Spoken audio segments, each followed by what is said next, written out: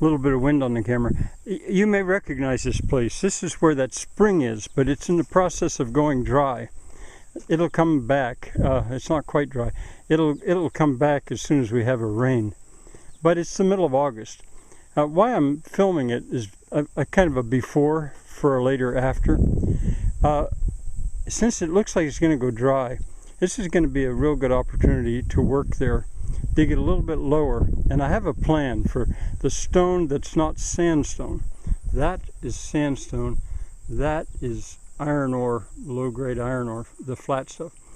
I think what I'm going to do, and it's mixed, I'm going to pave it from there over to the zanja. That's where the water's running crosswise, right to left. I'm going to pave it with the flat stuff, and then save the round, and use the round stuff to build walls, retaining walls on either side, because it's kind of in the road now anyway. And I'm going to continue to dig back. Right there, you might be able to see there's a little trickle of water. I'm going to get down close. There you can see it just to the left of my shadow. And that water is running from left to right. So at the moment, this spring or well or whatever it was has gone dry and is being supplied from that ditch right there, which was always part of my plan. So you've seen this, but I want to show you some more. These two platforms for folk huts, I'm going to take them apart. I am taking them apart. Since I don't use nails or fasteners, they come right apart. It won't be hard to do at all, because I don't want them there. Instead, I want to continue the gardening down. You see where it's wet? The water keeps coming out down there.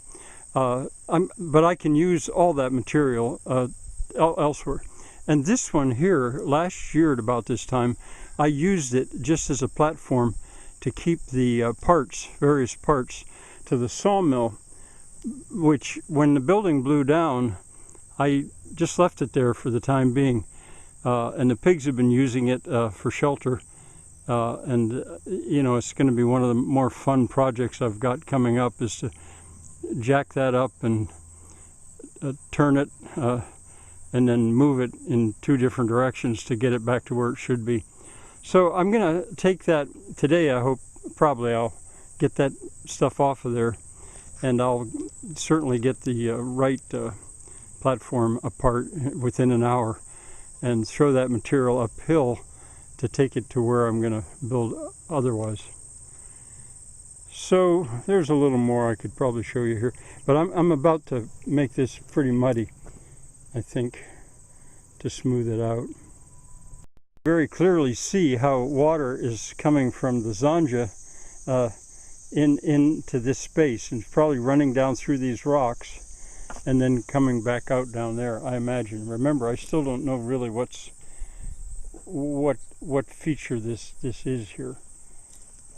I didn't smooth out that part up there because I'm going to be digging whatever I can out of that. But I wouldn't mind at all if this were paved. I might work on that later today, but now I'm going to dismantle that. I was down that way about 100 yards, but I decided to walk on up the zanja to the weir. And here is the weir. You might think of it as a diversion dam if you want, but I like to think of it as a weir. This is where the water, it's the Confluential Dam is what it's named in fiction. I made this. It was, I had to raise the water enough to get out of the natural bed and get going out that way. And it's going, it's working fine. I did this with stones and cloths, several layers of cloths. And they're always supposed to let water through. They're not really true dams. By now you might have noticed the cardinal flower. These beautiful red flowers that grow where it's moist. I just thought I'd show you that. Oh, there's fish in there. I don't know if you can see them or not. They're evidence of a perennial stream. I've seen this go dry in parts, but there's always little pools that don't. So anyway, now I'm going to head back down and do what I said I was going to do before. Here's the spot where the zanja, I call it the transponding ditch. It breaks out of the woods. Oh, look at that. There's a maple beginning to turn color. It breaks out of the woods and goes out into the field. And I livened it up a lot with that bit of clearing I did. Whoa, look at this. Sometimes you've got to stop just for sheer beauty. I think this stuff is called boneset or maybe thoroughwort. I think that's what it is. Completely full of bees doing their thing. And they leave me alone. I walk right through here and bend the flowers over to get out of my way. They don't pay much attention at all. There's a couple kinds of bees here. They like it where it's wet.